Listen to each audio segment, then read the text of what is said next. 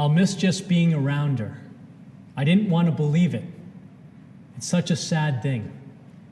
These quotes are from the friends and family of 15-year-old Phoebe Prince, who on January 14, 2010, committed suicide by hanging herself. Why did this senseless act occur? The answer is simple. Phoebe Prince was bullied to death. Many of us know someone who's been bullied in school. Perhaps they were teased in the parking lot or in the locker room. In the past, bullying occurred primarily in school. However, with the advent of new communication technologies such as cell phones, text messaging, instant messaging, blogs, and social networking sites, bullies can now follow and terrorize their victims anywhere, even in their own bedrooms. Using electronic communications to tease, harass, and threaten and intimidate another person is called cyberbullying. As a tutor and mentor to young students, I have witnessed cyberbullying firsthand, and by examining current research, I believe I understand the problem, its causes, and how we can help end cyberbullying. What I know for sure is that cyberbullying is a devastating form of abuse that must be confronted on national, local, and personal levels. Today, we will examine the widespread and harmful nature of cyberbullying, uncover how and why it persists, and pinpoint some simple solutions we must begin to enact in order to thwart cyberbullies and comfort their victims. Let's begin by tackling the problem head-on. Many of us have read rude, insensitive, or nasty statements posted about us or someone we care about on social networking sites like MySpace or Facebook. Well, whether or not these comments were actually intended to actually hurt another person's feelings, if they did hurt their feelings, then they are perfect examples of cyberbullying. Cyberbullying is a pervasive and dangerous behavior. It takes place all over the world and through a wide array of electronic media. According to Keith and Martin's article in the winter 2005 edition of Reclaiming Children and Youth, 57% of American middle school students had experienced instances of cyberbullying ranging from hurtful comments to threats of physical violence. King Lee's article, published in the journal Computers and Human Behavior, noted that cyberbullying is not gender biased. According to Lee, females are just as likely as males to engage in cyberbullying, although women are 10% more likely to be victimized.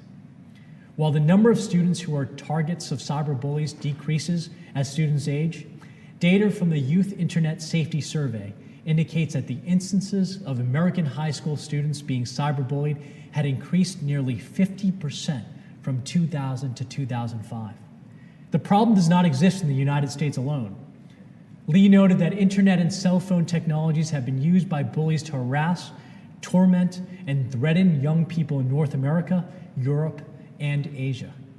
However, some of the most horrific attacks happen right here at home. According to Keith and Martin, a particularly disturbing incident occurred in Dallas, Texas, where an overweight student with multiple sclerosis was targeted on a school's social networking page. One message read, "I guess I'll have to wait until you kill yourself, which I hope is not long from now, or I'll have to wait until your disease kills you." Clearly, the cyberbullying is a worldwide and perverse phenomenon. What is most disturbing about cyberbullying is its effect upon victims, bystanders, and perhaps even upon bullies themselves. Cyberbullying can lead to physical and psychological injuries upon its victims. According to a 2007 article in the Journal of Adolescent Health, Ibarra and colleagues noted that 36% of victims of cyberbullies are also harassed by their attackers in school. For example, the Dallas student with MS had eggs thrown at her car and a bottle of acid thrown at her house. Ibarra et al. Reported that victims of cyberbullying experience such emotional distress that they often exhibit behavioral problems such as poor grades, skipping school, receiving detentions and suspensions. Furthermore, Smith et al. Suggests that even a few instances of cyberbullying can have these long-lasting negative effects. What's even more alarming According to Barr colleagues, victims of cyberbullying are more significantly likely to carry weapons to school as a result of feeling threatened. Obviously, this could lead to violent outcomes for bullies, victims, and even bystanders. Now that we've heard about the nature, scope, and effects of cyberbullying, let's see if we can discover its causes. Let's think back to a time when we may have seen a friend or a loved one being harassed online. Did we report that bully to the network administrator or other authorities? Did we console the victim? I know I didn't. If you're like me, we may unknowingly be enabling future instances of cyberbullying. Cyberbullying occurs because the anonymity offered to bullies by cell phone and internet technologies, as well as the failure of victims and bystanders to report incidents of cyberbullying. You see, unlike schoolyard bullies, cyberbullies can attack their victims anonymously. A Barr colleague discovered that 13% of cyberbullying victims did not know who was tormenting them. This devastating statistic is important because, as Keith and Martin noted, traditional bullying takes place face-to-face and often ends when students leave school. However, today, students are subjected to non-stop bullying, even when they're alone in their own homes. Perhaps the anonymous nature of cyber attacks partially explains why Lee found that nearly 76% of victims of cyberbullying and 75% of bystanders never reported instances of bullying to adults. Victims and bystanders who do not report attacks from cyberbullying can unintentionally enable bullies. According to Denies, Donaldson and Netter of abcnews.com, 2010, several of Phoebe Prince's classmates were aware that she was being harassed, but did not inform the school's administration. Lee suggested that victims and bystanders often do not believe that adults will actually intervene to stop cyberbullying. However, abcnews.com reports that 41 states have laws against bullying in schools, and 23 of those states target cyberbullying specifically.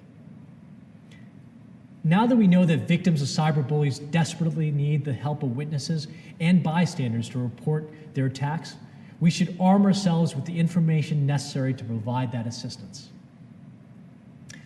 Think about the next time you see a friend or loved one being tormented or harassed online. What would you be willing to do to help? Cyberbullying must be confronted on national, local, and personal levels. There should be a comprehensive national law confronting cyberbullying in schools. Certain statutes currently in state laws should be amalgamated to create the strongest protections for victims and the most effective punishments for bullies as possible. According to Limber and Small's article titled "State Laws and Policies to Address Bullying in Schools," Georgia law requires faculty and staff to be trained on the nature of bullying and what actions to take if they see students being bullied. Furthermore, Connecticut law requires school employees to report bullying as part of their hiring contract. Washington takes this a step further by protecting employees from any legal action if a reported bully is proven to be innocent. When it comes to protecting victims, West Virginia law demands that schools must ensure that a bullied student does not receive additional abuse at the hands of his or her bully. Legislating punishment for bullies is difficult. As Limber and Small noted, zero-tolerance policies often perpetuate violence because at-risk youth, i.e. the bullies, are removed from all the benefits of school, which might help them make them less abusive. A comprehensive anti-cyberbullying law should incorporate the best aspects of these state laws and find a way to punish bullies that's both punitive and has the ability to rehabilitate abusers. However, for national laws to become effective, local communities need to be supportive. Local communities must organize and mobilize to attack the problem of cyberbullying. According to Green's 2006 article, published in the Journal of Social Issues, communities need to support bullying prevention programs by conducting a school-based bullying survey for individual school districts. We can't know how best to protect victims in our community without knowing how they're affected by the problem. It's critical to know this information, as Green noted, only 3% of teachers in the United States perceive bullying to be a problem in their schools. Local school districts should create a coordinating committee made up of administrators, teachers, students, parents, school staff, and community partners to gather bullying data and rally to support to confront the problem. Even if your local district is unable or unwilling to mobilize behind this dire cause, there are some important actions you can take personally to safeguard those you love against cyberbullying. There are several warning signs that might indicate a friend or loved one is a victim of a cyberbully. If you see a friend or loved one exhibiting these signs, the decision to get involved can be the difference between life and death.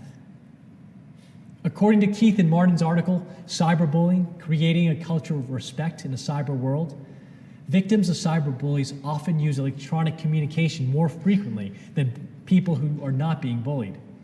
Victims of cyberbullies have mood swings and difficulty sleeping. They seem depressed or become anxious. Victims can also become withdrawn from social activities and fall behind in scholastic responsibilities. If you witness your friends or family exhibiting these symptoms, there are several ways you can help.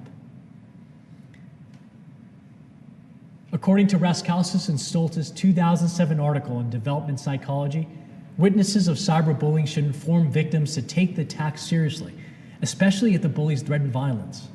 You should tell victims to report their attacks to police or other authorities, to block harmful messages by blocking email accounts and cell phone numbers, to save copies of attacks and provide them to authorities.